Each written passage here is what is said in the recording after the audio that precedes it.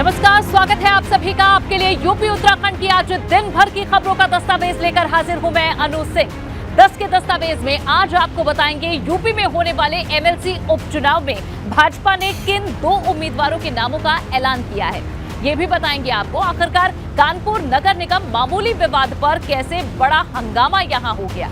मेरठ में कैसे आयुष्मान योजना के नाम पर बड़े फर्जीवाड़े का खुलासा हुआ है। लेकिन सबसे पहले बात करते हैं चित्रकूट में कल होने वाले भाजपा के प्रशिक्षण शिविर की, जिसमें सीएम योगी आदित्यनाथ शामिल होंगे और कार्यकर्ताओं को 2024 में होने वाले लोकसभा चुनाव के लिए देंगे जीत का मंत्र।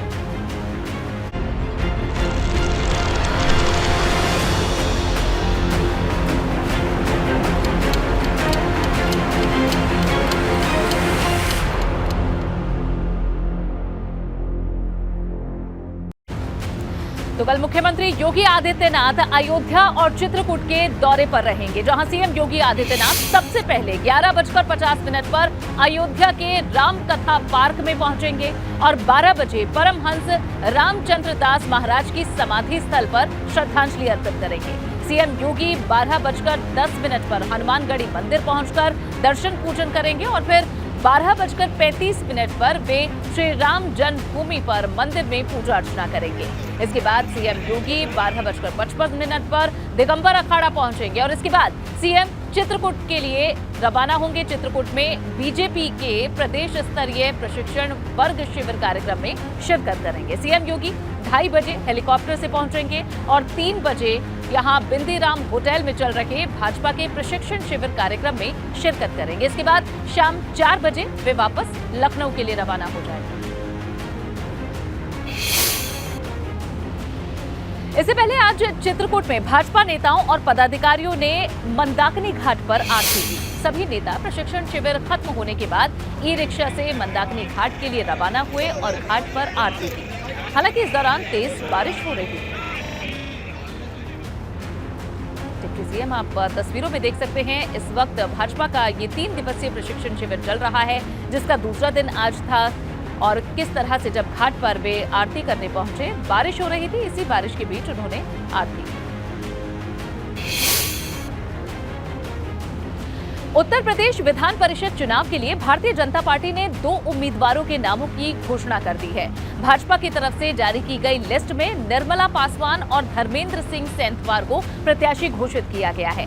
समीकरणों के लिहाज से इन दोनों की जीत तय मानी जा रही है। भारतीय जनता पार्टी की ओर से घोषित दोनों उम्मीदवार पूर्वांचल क्षेत्र से आते हैं।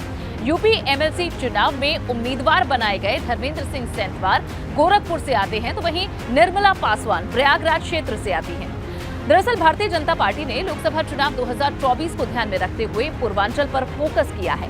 आपको बता दें कि सपा के नेता रहे अहमद हसन के निधन और ठाकुर जयवीर सिंह के इस्तीफे के बाद एमएलसी की दोनों सीटें खाली हुई थी, जिन पर 11 अगस्त को चुनाव होगा।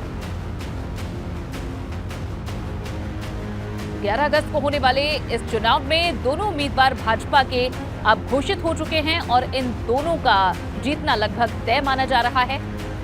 एमएलसी उपचुनाव के लिए भाजपा की तरफ से 2 चेहरे हैं।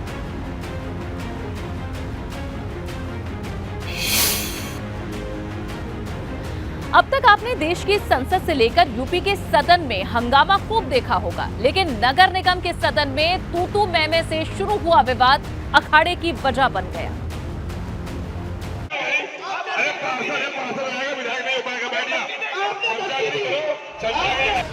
हंगामा, धमकी और नसीहतों का दौर। मिनी सदन में सपा और भाजपा के योद्धाओं की जंग। ये तस्वीर है कानपुर नगर निगम सदन की, जहां सपा विधायक इरफान सोलंकी को लेकर हंगामा हो गया।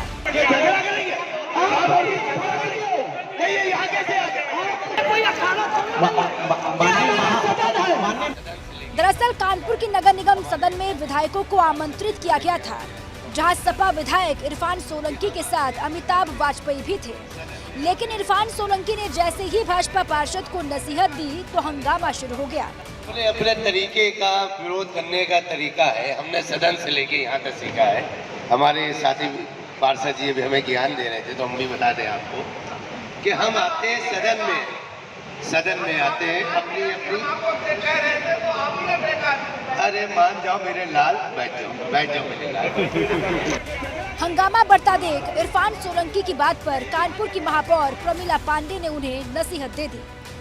आप हमारे सदन के आमंत्रित सदस्य हैं, आते हमने आपका स्वागत किया। हाँ, अगर विधायक अपने बात बिल्कुल चाहिए, विधायक की अपनी बात रखो। लेकिन बात यहीं पर खत्म नहीं हुई। इसके बाद तो विवाद इतना बढ़ गया कि सदन स्थगित करना पड़ा। ये कोई अखाड़ा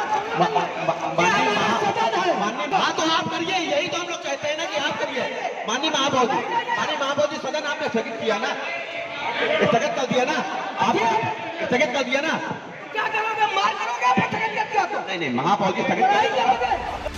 काफी देर तक चले इस हंगामे के बाद कुछ देर के लिए सदन स्थगित हो गया, लेकिन इस नोकझोंक ने सदन का पारा हाई कर दिया। Bureau report, ABP Ganga. Ghazipur से बसपा सांसद अफजाल अंसारी ने योगी मॉडल पर निशाना साधा। प्रदेश सरकार पर तंज कसते हुए अफजाल अंसारी ने कहा कि किसी भी मॉडल की अच्छाई और बुराई उसके नाम से नहीं होती, बल्कि उसके काम से होती है। गुजरात मॉडल कितना सफल है, कोई दूसरा मॉडल कितना सफल है जिसमें पब्लिक को राहत मिलती हो।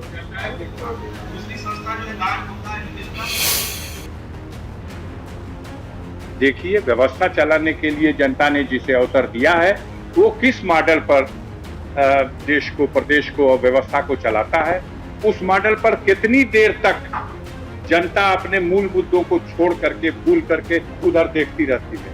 अंतोगत्वा पेट की भूख तो पेट की भूख है, तन को ढकने की जरूरत तो सबके तन को ढकने की जरूरत है। रोजगार के साथ महंगाई पर नियंत्रण चाहिए। इस दिशा में तो ये गवर्नमेंट पॉलिसी अपनी चला रही है। जो भी मॉडल चलाए, मॉडल कोई मॉडल तो लुलू मॉडल भी है।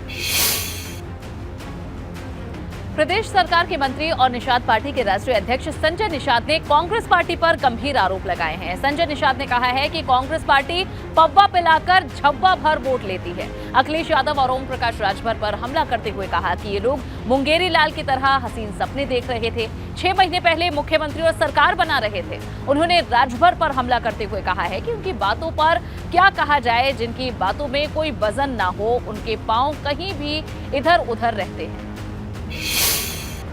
इन लोगों ने हाथों में 70 साल से सेवा करने का अवसर दिया। इन लोगों ने कौन कौन खेला सारी जनता जानती है। जब कांग्रेस के बटन छूना इसीलिए बंद कर दिया कि कांग्रेसी का बटन दबाते थे, पंजा वाले हीरो हो जाते थे, जनता को हीरो बनाते थे। 5 साल पौआ पिला के झुआ भर उसको लेते थे, अपने पावर में जाते थे, पाँव में रखते थे। आज देख लीजिए, मुंगेरी लाल के हसीन सपने वाले हैं। सब तो हर 6 महीने मुख्यमंत्री बना रहे थे, सरकार बना रहे थे। उनके बारे में, उनकी बातों पर क्या वजन है बताइए। जिसका पाँव इधर न उधर, कब काम होना है, कब कहाँ जाए। और उन लोगों का मामू वहाँ तो यही है एक मामला ना, जैसे पटरो जोगी मठ हो जा रहे। अब इसमें और ज़्यादा नहीं कुछ कहा जा सकता है। इसीलिए जैसे गन्ने का पेड़ है ना, तो एक बार लगाया जाता, 5 बार 6 बार काटा जाता है। तो वो समय खत्म हो गया। पेड़ लगाया था मुलायम सिंह ने, पेड़ लगाया था कांसी लाल, अब उसका टाइम खत्म हो गया।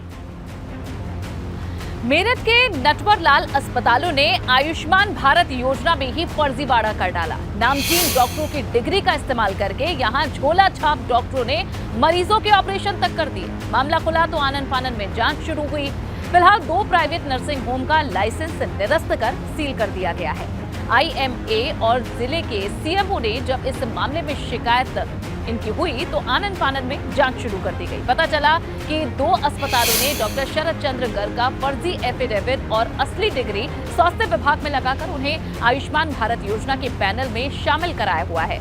मरीज नहीं जानते कि उनकी सर्जरी करने वाला कौन है, लेकिन स्वास्थ्य विभाग ने बिना वेरिफिकेशन के ही डॉक्टर गर्ग के कागजात अपने यहाँ सबमिट कर योजना के पैनल में शामिल कर दिया। जब उससे बातचीत की, क्या हुआ, पहले कोई ऑपरेशन, उसने बताया उसका कोई वजूद का प्रोस्टेट का ऑपरेशन हुआ था आयुष्मान अंतर्गत, आयुष्मान योजना के तहत। तो जब उसके कागज वगैरह हमने उससे मंगाए डिस्चार्ज कार्ड, तो मैं देख के हक्का बक्का रह गया कि उसके पास मेरे नाम का एक डिस्चार्ज कार्ड था जिस पर मेरा नाम लिखा हुआ था और मेरे नाम की ही स्टैंप लगा के किसी ने मेरे फर्जी साइन मार रखे थे। उसके बाद मैंने मरीज से पूछा कि आपका ऑपरेशन किसने किया है? बोला सर हमें नहीं पता किसने किया है, और ये ऐसे ऐसे करके हमारा पेशाब में ब्लीडिंग शुरू हुई थी कल, और हम गए, हमसे वहाँ हमने उस हॉस्पिटल में फ़ोन किया मैंने कि भाई ये आपके आयुष्मान कार्ड का जो पैनल है, सरकार द्वारा चलाई जाई योजना है, इसमें आपने मेरा नाम का इस्तेमाल कैसे किया, आपको मेरे कागज़ कहाँ से मिले। तो वो इस चीज़ पे थोड़ा घबरा गए, बोले नहीं हमसे गलती होगी, हम माफ़ कर दीजिए, ज़िंदगी में आगे कभी दोबारा गलती नहीं होगी। उन सब ने यही कहा कि इसके लिए हम कड़ी स्ट्रिक्ट कार्रवाई करेंगे और अभी हम एक पुलिस थाने में FIR लिखवा रहे हैं। CMO साहब से बात हुई तो उन्होंने भी एक कमेटी शायद गठित कर दी है। एक प्राइवेट अस्पताल के अंदर एक यूरोलॉजिस्ट के नाम से ऑपरेशन हुआ और उस ऑपरेशन में कॉम्प्लिकेशन हुआ तथा उसके बाद उस पेशेंट को न्यूटीमा अस्पताल रेफ़र किया गया। प्राइमा फेसिया ये देखने में आया और पता लगाया कि वो डॉक्टर जिनके नाम से ऑपरेशन हुआ वो उस अस्पताल में नहीं गए। इसके लिए मैंने कमेटी बना के जांच बिठा दी है। उस अस्पताल का जो लाइसेंस है वो सस्पेंड करने का आदेश कर दिया है और जब जांच की रिपोर्ट जैसे ही आएगी, क्लियर होगी, तो इसकी कार्रवाई की जाएगी। यूपी समेत देश भर में नारी सुरक्षा को लेकर बड़े बड़े मंचों पर बात होती है। महिलाओं की सुरक्षा को लेकर तमाम दावे किए जाते हैं, लेकिन हकीकत हम सभी जानते हैं, सख्त कानूनों के बाद भी महिलाओं पर अत्याचार कम नहीं हुए हैं, जिसके लिए यूपी में मिशन शक्ति चलाया गया। लेकिन अदालत ने जो कहा उस पर ध्यान देने की जरूरत है।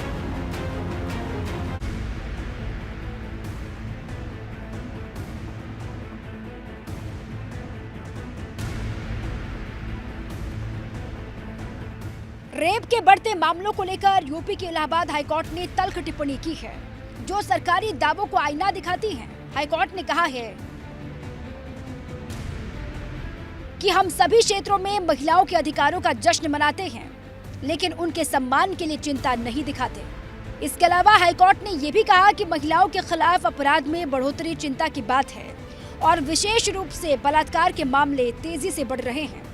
कोर्ट ने कहा कि बलात्कारी न सिर्फ पीड़िता की गोपनीयता का उल्लंघन करता है, बल्कि मानसिक चोट भी देता है, साथ ही पीड़िता के पूरे व्यक्तित्व को नष्ट कर देता है। हाईकोर्ट की तल्ख टिप्पणी यहीं पर नहीं रुकी। हाईकोर्ट ने यह भी कहा कि एक बलात्कारी असहाय महिला की आत्मा को नीचा दिखाता है। दरअसल हाईकोर्ट ने ये टिप्पणी एक रेप केस की सुनवाई के वक्त की है और इसी तल्खी के साथ रेप के आरोपी की जमानत को भी खारिज कर दिया। ये सुनवाई औरैया के एक मामले को लेकर थी। तल्ख टिप्पणी के साथ जमानत खारिज। औरैया के आरोपी ने हाईकोर्ट से जमानत मांगी थी। आरोपी अयूब खान को रेप केस में जिला कोर्ट से नहीं मिली थी राहत। आरोपी पर कोल्ड ड्रिंक में नशीला पदार्थ मिलाकर रेप करने का आरोप है। वारदात का वीडियो बनाकर ब्लैकमेल करने का भी आरोप है।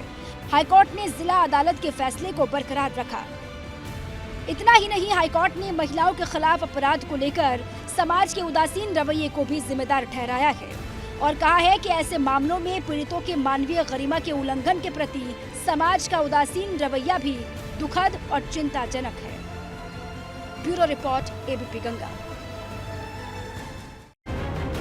और चलिए अब बात करते हैं यूपी में बारिश से बदहाल हुई कुछ तस्वीरों की, जहां बदहाल हो चुके कुछ शहरों की तस्वीर अब आपको दिखाने जा रहे हैं, जहां आप देखेंगे कि कैसे सरकारी दावों की हकीकत सामने आ चुकी है। 3 तस्वीरें आपके सामने। लखनऊ में मात्र आधे घंटे की बारिश से बड़ी बड़ी बैठकें और दावों की पोल खुल गई। वहीं इटावा में लगातार हो रही बारिश से शहर की सड़कें और गलियां जलमग्न हो चुकी हैं। सोनभद्र में बारिश की वजह से परिषदीय विद्यालय पानी पानी हो गया, जिसकी वजह से बच्चों की पढ़ाई भी बाधित हुई है।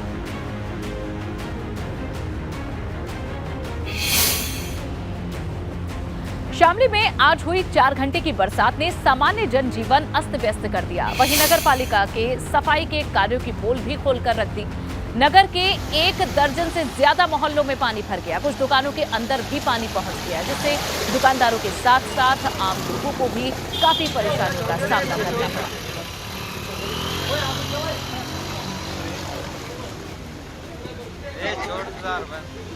तो आप देख सकते हैं कि सड़कों पर पानी भरने से वाहन भी यहां से बमुश्किल निकल पा रहे हैं।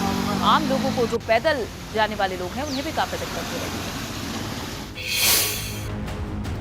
उधर इटावा में हो रही लगातार बारिश से शहर की सड़कें, गलियां जलमग्न हो चुकी हैं। स्कूली बच्चों के साथ ही अब शहरवासी जल भराव से परेशान दिख रहे हैं। इटावा से कानपुर की ओर जाने वाली 5 सर्कुलर रोड पूरी तरह से पानी में डूब चुकी है। लगातार हो रही बारिश से नगर पालिका के सभी दावे फेल हुए। मुख्य सड़कों के ये हाल हैं, वहीं गलियां भी समानांतर हैं। सड़क पर नदी की तरह तस्वीरें नजर आ रही हैं। उधर मेरठ के हस्तिनापुर बिजनौर को जोड़ने वाले पुल की अप्रोच रोड धंस चुकी है। सेतु निगम का बोर्ड भी तेज धमाके से गिर गया, जिससे बड़ा हादसा टला है। इस दौरान हस्तिनापुर मेरठ का आवागमन रुक गया।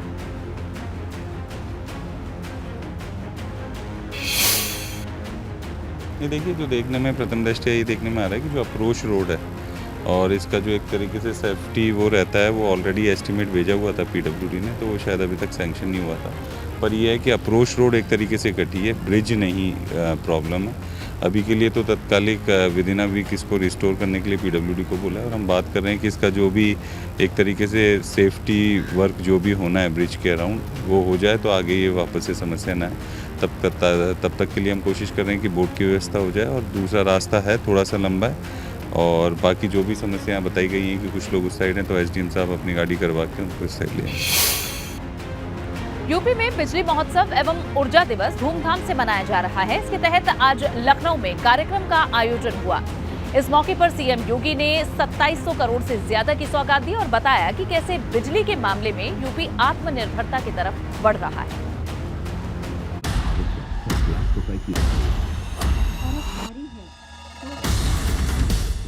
बिजली के क्षेत्र में यूपी को आत्मनिर्भर बनाने की तरफ सरकार ने बड़ा कदम उठाया है और इसी सिलसिले में यूपी के सभी जिलों में बिजली महोत्सव का आयोजन हुआ और आज लखनऊ में सीएम योगी ने 2700 करोड़ की सौगात दी है। आज सीएम योगी ने बिजली से जुड़ी कई परियोजनाओं का शिलान्यास और लोकार्पण किया। मुख्यमंत्री ने कहा कि उज्जवल भारत के उज्जवल भविष्य को देखते हुए सरकार बिजली के क्षेत्र में काम कर रही है। जनपद मुख्यालयों में 23 से 24 घंटे की विद्युत की आपूर्ति, तहसील मुख्यालयों में 20 से 22 घंटे की विद्युत की आपूर्ति और ग्रामीण क्षेत्र में 16 से 18 घंटे की विद्युत की आपूर्ति के लक्ष्य को भी प्रदेश ने जब उसे प्राप्त किया है, उसे संभव भी बनाया है। सीएम योगी आदित्यनाथ ने कहा कि विद्युत विभाग आत्मनिर्भर हो रहा है। पिछले 5 सालों में सरकार ने ऐसी जगहों पर बिजली कनेक्शन दिए हैं जहां आजादी के बाद से उजाला नहीं था। इस मौके पर मुख्यमंत्री ने पिछली सरकारों पर भी हमला बोला। विद्युतीकरण के कार्य के उपरांत सौभाग्य योजना लागू होने के पहले और सौभाग्य योजना लागू होने के उपरांत 1,43,00,000 परिवारों को निःशुल्क विद्युत कनेक्शन उपलब्ध करवाने का कार्य भी इस दौरान प्रदेश ने सफलतापूर्वक पूरा करते हुए प्रदेश के हर घर बिजली के लक्ष्य को प्राप्त करने की दिशा में एक बड़ा कदम आगे बढ़ाया है। दरअसल उत्तर प्रदेश में आजादी के अमृत महोत्सव के तहत यूपी में बिजली महोत्सव मनाया जा रहा है। साल 2047 तक उज्जवल भारत उज्जवल भविष्य विषय को लेकर 22 से 30 जुलाई तक सभी जिले में कार्यक्रम किए गए। Bureau report ABP Ganga.